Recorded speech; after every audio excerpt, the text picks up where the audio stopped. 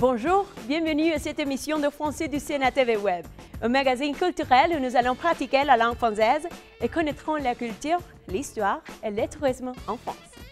Nous allons parler un petit peu de la vie, des conseils et des expériences de certains Français qui vivent en Colombie et autres Colombiens qui ont habité en France. Venez découvrir pourquoi le français est considéré la plus belle langue du monde.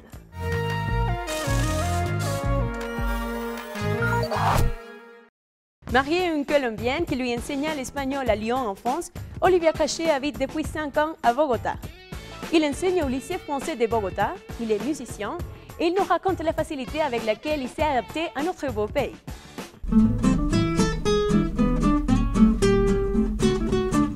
Je m'appelle donc Olivier Cachet, j'ai 44 ans et j'habite en Colombie depuis 5-6 ans. En France, j'ai fait des études pour devenir professeur des écoles, donc de pédagogie. J'ai travaillé en Haute-Savoie, près de la Suisse, et j'ai travaillé après à Lyon. J'ai voulu prendre des cours d'espagnol à Lyon, et c'est là que j'ai rencontré ma femme, parce que c'était à l'époque, elle donnait des cours d'espagnol. Donc j'ai rencontré ma femme, qui est colombienne. Je m'intéressais beaucoup à l'Amérique latine, à la culture latine en général. Depuis tout petit, j'ai lu des livres d'auteurs latino-américains. Par exemple, un livre de Pablo Neruda qui s'appelle Confieso que he vivido, qui m'a donné beaucoup envie de voyager. Bon, à cette époque, je lisais les auteurs traduits en français. Je n'étais pas capable de lire en espagnol. À Lyon, j'avais beaucoup d'amis latinos parce que je rencontrais les amis de ma femme. Et ce qui est amusant, c'est que maintenant que je vis à Bogota, je vois beaucoup d'amis de l'époque de Lyon qui reviennent en Colombie, à Bogota, et qui s'installent là. Donc en fait, le groupe d'amis que j'avais à Lyon, je le retrouve ici, quoi. Donc j'avais un groupe d'amis latinos déjà à Lyon. J'avais beaucoup d'amis colombiens déjà. Et j'ai commencé là à connaître les lieux de salsa à Lyon, à connaître un peu plus la musique qu'on écoute en Amérique latine. Jusque-là, j'écoutais plutôt de la musique brésilienne. Ça, je connaissais déjà, mais la salsa, je connaissais très mal. Moi, j'avais le projet de voyager, donc je demandais des postes d'enseignants à l'étranger dans plusieurs pays. Mais finalement, la Colombie, c'était ce qu'il y avait de plus facile, plus évident pour moi, vu que je connaissais déjà un petit peu le terrain. Donc je me suis retrouvé, je suis arrivé à Bogota, mais en ayant déjà un contrat avec le lycée français. Au niveau de l'adaptation, j'ai vécu 5 ans avec ma femme à Lyon, en France, avant de venir, et donc je connaissais quand même déjà bien la culture colombienne, et j'ai pas eu vraiment de problème d'adaptation. Ça a été vraiment rapide pour moi, quoi. C'est-à-dire au bout d'une semaine, je me sentais un peu chez moi déjà. Les Colombiens ont une vision du temps qui est beaucoup plus souple, je crois, que la vision française. En France, quand on a un rendez-vous, en général, on peut se permettre d'arriver un quart d'heure en retard, mais pas plus. Après un quart d'heure, soit la personne est déjà partie, soit si elle est encore là, il faut vraiment s'excuser, parce que c'est pas bien d'arriver plus d'un quart d'heure en retard. En Colombie, il y a beaucoup plus de marge. Et il y a d'autres types d'incompréhension aussi. Par exemple, le rapport à la famille est très différent. En France, les individus sont beaucoup plus autonomes par rapport à leur famille qu'en Colombie. En Colombie, les personnes ont un rapport beaucoup plus proche, beaucoup plus lié à la famille en général. J'étais surpris de voir qu'à Bogota, on fêtait la fête du 8 décembre avec des bougies, parce que j'ai vécu à Lyon, donc à Lyon, j'avais découvert cette fête du 8 décembre parce que ça existe surtout à Lyon et je ne crois pas vraiment dans d'autres villes en France. Et à Lyon, donc, c'est une tradition de mettre les bougies sur le bord des fenêtres le 8 décembre. Et maintenant, c'est une fête très riche, très développée, avec beaucoup d'artistes spécialisés dans les lumières qui font des événements avec des projections sur les monuments ou des choses comme ça. J'aimais beaucoup sortir, aller dans tous les quartiers, dans toutes les petites rues. Il y a quelque chose de très particulier à Lyon qui s'appelle des traboules. C'est des rues qui passent entre les immeubles et même sous les immeubles. Donc ça permet de passer d'un quartier à un autre par une sorte de rues couvertes en fait, parce qu'on est dans l'immeuble. Et ces traboules, c'est des rues très particulières, sont décorées aussi. Donc c'est très agréable de voyager là, dans la ville ce jour-là. Donc l'origine, c'est aussi pour célébrer la fête de la Vierge. C'est en remerciement parce que les Lyonnais avaient prié la Vierge pour les sauver d'une catastrophe. Et comme ils ont été exaucés, ils ont décidé de remercier la Vierge et c'est assez ancien comme tradition. C'est très développé et il y a beaucoup de gens qui viennent de partout en France pour voir la fête de la lumière le 8 décembre. Ça dure plus que le 8 décembre en lui-même, c'est étalé sur une semaine maintenant, je crois. J'ai retrouvé cette tradition à Bogota. Je prends plaisir à sortir, à voir les gens dans la rue en train de fêter le 8 décembre, comme ça. Ça donne une autre ambiance à la ville. C'est vraiment agréable. Donc j'ai grandi à Paris. Vers 20 ans, par là, j'ai fait des études de musique dans une école de jazz. Et là, j'ai vécu 4 ans de la musique à peu près à Paris. Je jouais beaucoup avec des groupes de musique africaine, parce qu'à l'époque, il y avait beaucoup de musiciens africains à Paris. J'ai eu le besoin d'apprendre un autre style de musique, parce que le jazz ne me satisfaisait plus vraiment. Donc j'ai eu besoin d'apprendre le flamenco. Et là, j'ai eu besoin de beaucoup de temps pour développer ce nouveau style. J'ai voulu ne plus être dépendant financièrement de la musique pour pouvoir développer ça comme j'en avais envie. Donc j'ai décidé de devenir enseignant. À l'époque où j'étais musicien professionnel, je donnais beaucoup de cours aussi pour survivre, tout simplement. En arrivant en Colombie, j'ai continué évidemment à jouer de la musique. J'ai partagé un petit peu des moments avec des musiciens de jazz de Bogota. Donc j'ai joué dans quelques endroits comme ça avec eux. Et puis maintenant je fais un nouveau groupe qui est plutôt jazz funk. J'aime beaucoup le partage avec les musiciens colombiens. Ça m'intéresse beaucoup, cette mixité musicale. Musicalement, la Colombie, c'est un pays très très riche. C'est très intéressant pour moi d'essayer de prendre des éléments de la musique traditionnelle colombienne, de différentes régions, et de l'inclure dans mon jeu de guitare. C'est pas un travail très rapide à faire parce que c'est assez difficile de faire ça, mais c'est un travail passionnant. J'adorerais par exemple pouvoir jouer à la guitare les rythmes de salsa que les pianistes font. Il y a rarement des guitaristes en fait dans les groupes de salsa parce que c'est pas un instrument a priori très adapté à ça, mais je pense qu'on peut faire quelque chose. Il y a aussi beaucoup actuellement de mélange entre le flamenco et la salsa. Il y a beaucoup de groupes de flamenco espagnol qui prennent des influences dans la musique latino-américaine. Quand je suis parti, j'avais plutôt l'envie d'aller en Colombie, puis d'aller dans un autre pays, peut-être revenir en France, etc. Mais de plus en plus, je sens que j'ai beaucoup de projets à développer ici, et donc j'ai envie de rester en Colombie. Restez avec nous, on se retrouve tout de suite après la pause avec plus d'informations sur la langue française. Vous êtes sur Sénat TV Web, ne bougez pas! Qui est l'auteur des romans Les Trois Mousquetaires et La Dame aux Camélias? A. Victor Hugo. B. Stéphane Mallarmé. C. Jean-Jacques Rousseau. D. Alexandre Dumas. Ya regresamos con TV Web Educativa.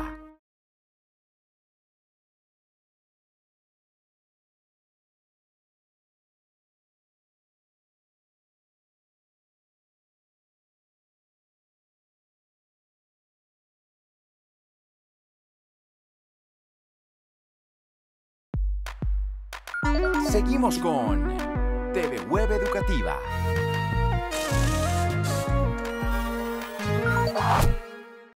Qui est l'auteur des romans Les Trois Mousquetaires et La Dame aux Camélias? D. Alexandre Dumas. La cuisine française est tellement vaste et délicieuse que l'UNESCO a classé les repas gastronomiques des Français patrimoine immatériel de l'humanité. À continuation, l'une des plus célèbres traditions de la France, la gastronomie. La gastronomie française est aujourd'hui indiscutablement devenue une référence mondiale en matière culinaire. Les origines de la gastronomie française, comme celles de la plupart des pays européens, remontent à la cuisine romaine arrivée en France au IVe siècle. Durant le Moyen Âge, les somptueux banquets, hérités des Romains, perdurent encore et la nourriture est décorée et fortement assaisonnée, notamment par une moutarde très parfumée. Différents manuscrits datant du Moyen Âge témoignent du fait qu'il n'y a pas encore, à cette époque, de réelles différences entre les recettes publiées en France et celles publiées à la même époque en Angleterre, en Italie ou encore en Espagne. Il n'y a pas encore de spécificité française dans la cuisine médiévale. Ce n'est qu'à partir du XVIIe siècle que la cuisine française commence à se différencier. D'une part, la rivalité des seigneurs quant à l'opulence de leur table provoque une forte évolution dans la variété des mets. D'autre part, la découverte du Nouveau Monde permet l'introduction de nouveaux aliments en France. Cependant, c'est clairement la publication, en 1651, du premier véritable ouvrage de cuisine française, Le Cuisinier François, par François-Pierre de La Varenne, qui marque le passage à la cuisine moderne. Les recettes y sont détaillées et codifiées et les saveurs naturelles sont clairement mises en valeur aux dépens des plats aigres-doux et trop épicés de coutume pendant tout le Moyen Âge. Mais la cuisine française comme nous l'entendons aujourd'hui ne fut réellement codifiée qu'au XXe siècle par Auguste Escoffier pour devenir la référence moderne en matière de grande cuisine. L'œuvre d'Escoffier laissa toutefois de côté une grande partie du caractère régional de l'art culinaire hexagonal. Heureusement, l'essor du tourisme gastronomique contribue à un certain retour aux sources, ou tout du moins à valoriser les recettes traditionnelles des campagnes françaises. Les produits transformés comme le fromage, le vin ou la charcuterie occupent une place d'exception dans la tradition culinaire française et sont protégés par des systèmes de labellisation comme l'appellation d'origine contrôlée ou l'indication géographique. Si l'on pouvait faire un top 5 des plats français les plus typiques, on trouverait certainement en première place le pot-au-feu, suivi dans le désordre des moules marinières, des harengs pommes à l'huile, du bœuf bourguignon et de la quiche lorraine pour ne citer que cela. Fin 2006, un groupe de gastronomes et de chefs français militèrent pour que la cuisine française entre au patrimoine culturel immatériel de l'humanité. Le repas gastronomique des Français est l'intitulé qui apparaît finalement sur la liste de l'UNESCO le 16 novembre 2010 à Nairobi. Avec l'art du pain d'épices en Croatie du Nord, la cuisine mexicaine et la diète méditerranéenne, inscrites le même jour, c'est la première fois que des traditions culinaires sont enregistrées sur cette liste. Le repas gastronomique français comporte 4 à 6 services. Un apéritif, une entrée, un mets de poisson et ou de viande accompagné de légumes, un plateau de fromage et ou un dessert, et puis aussi un digestif. Héritage commun à tous les Français qui le reconnaissent à 95,2% comme élément de leur patrimoine culturel et de leur identité, le repas gastronomique français reste une pratique tout à fait d'actualité. Car lorsque l'on souhaite célébrer et témoigner ensemble d'un événement important et heureux de la vie en France, il est d'usage d'organiser un repas gastronomique ou, dans un langage plus populaire, un festin, un gueuleton ou encore une bonne bouffe. Il s'agit donc bien d'une culture immatérielle, c'est-à-dire d'un usage ou d'un rituel hérité de l'histoire et recréé de génération en génération. Et quelle culture, plus que la culture française, est fondée sur l'attachement populaire et familier, au bien manger, à la convivialité, au bien-être ensemble à travers le partage et le plaisir du goût. Restez avec nous, on se retrouve après la pause avec plus d'informations sur la langue française. Vous êtes sur Sénat TV Web. Ne bougez pas, à tout de suite. Qui est l'auteur du livre Le Petit Prince? A. Marcel Aimé. B. Antoine de Saint-Exupéry. C. Paul Valéry. D. Jacques Prévert. Ya regresamos con TV Web Educativa.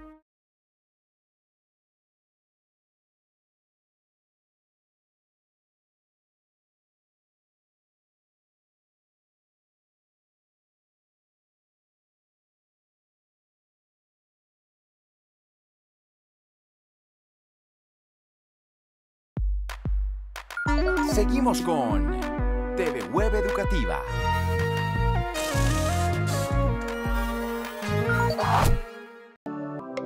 Qui est l'auteur du livre Le Petit Prince? B. Antoine de Saint-Exupéry. Nous voici avec notre deuxième invité, colombien, musicien batteur. Il a étudié la musicologie en France, à Paris. Il s'appelle Juan Carlos Franco. Il nous raconte les souvenirs qu'il garde de France, tout particulièrement les moments de l'apéro qui est resté pour lui un grand plaisir de la vie. Je m'appelle Juan Carlos Franco, je suis musicien, musicologue, donc je fais de la recherche en musique et je suis percussionniste aussi. Je suis franco-colombien. Actuellement, j'habite au quartier des Chapinero et c'est un quartier où j'habitais aussi pendant quelques années avant de partir en France. Le français d'ailleurs, la France, elle n'était pas prévue dans ma vie. Je pensais toujours aller plutôt aux États-Unis. Parce que voilà, j'aime beaucoup la musique, toutes les musiques, mais disons que je préfère le jazz. Je suis allé pendant quelques mois aux États-Unis et en rentrant, je voulais continuer des études et voyager un peu, sortir un peu de la Colombie. J'ai rencontré quelqu'un qui m'a dit je pars en France. Parce que je pars à Paris, parce que tu peux faire des études assez poussées, tout ça. Et en plus, les études sont pas chères du tout, c'est vraiment pas cher. Et l'accès qu'on peut avoir à beaucoup de culture, à beaucoup de choses. J'ai fait quelques cours de français à l'Alliance française ici, mais très courtes. Et après, je suis allé en France, à Paris, pour étudier le français, l'améliorer. Donc j'ai pris quelques mois de cours de français. Mais vraiment, ce qui m'a fait apprendre le français, c'était vivre là-bas et travailler et se faire une vie là-bas. C'est ça qui m'a fait apprendre le français. Quelques mois après mon arrivée en France, j'ai fait une demande d'inscription à l'université pour commencer des études en musicologie à Paris 8. À Saint-Denis. Une fois que tu trouves la saveur de Paris, par exemple, Paris en particulier, elle peut être un peu mauvaise, elle peut être très bien aussi. Il y a des gens qui se dépriment quand tu arrives à Paris. Il y a des gens qui hallucinent aussi. Les Japonais tombent malades apparemment quand ils arrivent à Paris, oui. Mais une fois vraiment qu'on trouve ce goût dans la culture, dans la rue, et on commence à faire partie un peu de la France, un peu partie de ce qui est Paris. C'est magnifique, c'est vraiment trop joli. Il ne faut surtout pas s'ennuyer à rencontrer des Français, à ouvrir vraiment son cœur, et à rencontrer pas seulement des Français, mais Français dans vraiment la France large, Et par exemple à Paris en particulier, vraiment on commence à vivre chaque quartier, ce qui est vraiment chaque arrondissement, c'est vraiment passer d'une culture à l'autre. C'est quelque chose de très très particulier. Les 3 arrondissements que j'aime le plus, c'est les 18, 19 et 20e. Chaque avec une caractéristique très particulière. C'est des quartiers très populaires. Vivre les expériences de chaque arrondissement, ça c'est quelque chose que je peux recommander, en particulier les 3 arrondissements que je disais. Bon, évidemment, tout ce qui est les quartiers de Montmartre, c'est très très joli. L'apéro, par exemple, c'est ce que j'adore, plus que j'ai bien hérité de la culture française. Oui, à 18 h, j'ai soif. L'apéro, c'est aller boire un coup, c'est aller boire quelque chose, un verre de vin, de la bière, ou il y a plein d'alcool et des mélanges. Mais vraiment, qu'est-ce que c'est l'apéro? L'apéro, c'est vraiment c'est une excuse si on le veut, mais c'est vraiment une raison pour se faire des retrouvailles, pour réunir des amis. Plus qu'aller boire juste un verre et tout ça, quand on dit on va boire un apéro, c'est quelque chose un peu plus développé, un peu plus élaboré, si on peut dire un peu plus rituel. Un apéro peut durer 1 heure, 2 heures, 3 heures, peut durer toute la nuit, ça peut enchaîner jusqu'au lendemain. Et l'apéro, on ne fait pas que boire, mais on peut grignoter aussi de la charcuterie française, par exemple, et d'autres choses que c'est très très bien. Donc c'est autour d'un apéro que j'ai connu plein de vins, que j'ai connu les pastis, le Ricard, le Kir, par exemple, c'est un classique. Donc vraiment, une des choses qui vraiment m'a marqué, m'a aidé à faire des amis, à rencontrer des gens, à connaître un peu mieux la culture, c'était vraiment autour de l'apéro. La vie en France, à Paris, elle est chère, mais c'est tout à fait possible de trouver les moyens de se faire une vie et une petite vie. Ouais, une vie c'est une chose, mais se faire une petite vie, ça veut dire se faire une vie à la française, se faire une petite vie. Et donc, quand on commence à faire ça en France, on ne se rend pas compte, mais on commence à faire partie de quelque chose, d'un endroit, ouais, d'un quartier.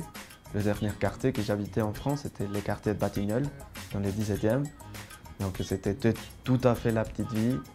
Aller, je sais pas, à la poste, les boulangers qui te connaissent déjà, les petites épiceries à côté, les 2-3 petites 5 bars qu'il y a autour, que c'est très important aussi. Mais il y a quelque chose de très intéressant aussi à Paris, qu'on peut trouver les plans pas chers pour vraiment se faire tout ce qui est Paris pas cher. Profiter de toute l'offre culturelle, des tarifs de réduction pour, je ne sais pas, pour les gens qui sont au chômage, pour les étudiants, pour les moins 26 ans. Moi en particulier, je voulais aller voir tous les concerts du jazz par exemple. C'est une musique qui est très développée en Europe et donc je voulais aller voir tous les concerts. L'activité festivalière existe pendant toute l'année. Et bon, évidemment, en été, en France, dans le sud de la France, il y a des super bons festivals, mais pas seulement de jazz, il y a des festivals de musique partout, il y a des petits concerts, il y a même des petits endroits où on peut aller. Des fois, j'avais les moyens, d'autres fois, je n'avais pas les moyens, mais si on allait, si on demandait, si on appelait, on pouvait avoir une réduction. Mais vraiment, faire un choix, c'était très difficile. Donc, à un moment donné, ça te donne aussi une leçon de vie. Donc c'est vraiment choisir, perdre et gagner quelque chose. Après, on commence à s'habituer, on dit ah ouais, cet artiste il vient peut-être dans 2 ans, donc dans 2 ans je peux aller le voir.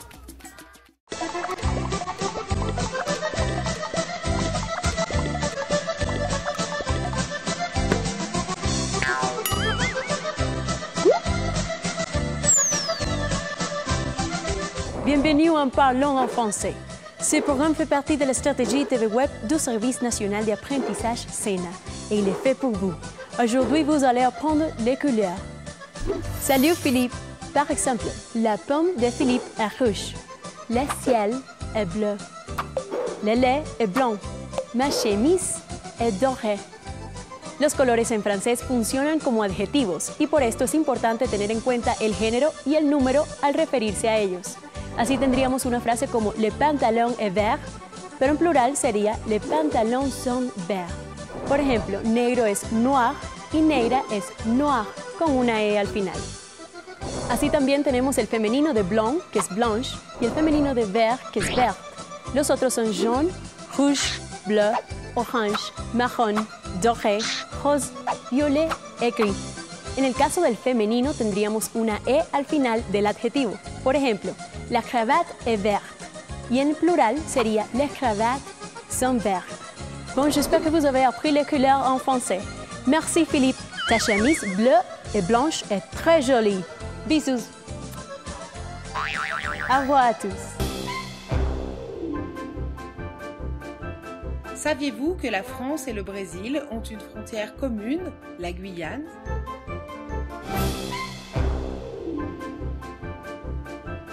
Saviez-vous que le français et l'anglais sont les 2 langues officielles des Jeux Olympiques?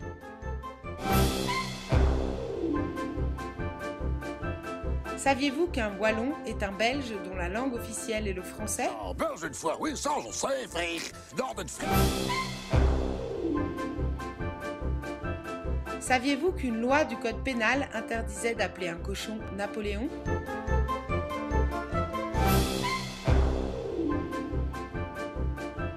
Voilà, nous sommes arrivés à la fin de notre émission. J'espère vous retrouver très prochainement pour un nouvel épisode en français de CNATV Web pour approfondir la langue et la culture française. Nous tenons à remercier le soutien de l'ambassade de France en Colombie, l'Alliance française de Bogota et l'Acroprof. N'oubliez pas de visiter notre site web senavirtual.edu.co ou sur Facebook Sena Comunica ou sur Twitter @Sena Comunica. Merci à tous et à bientôt.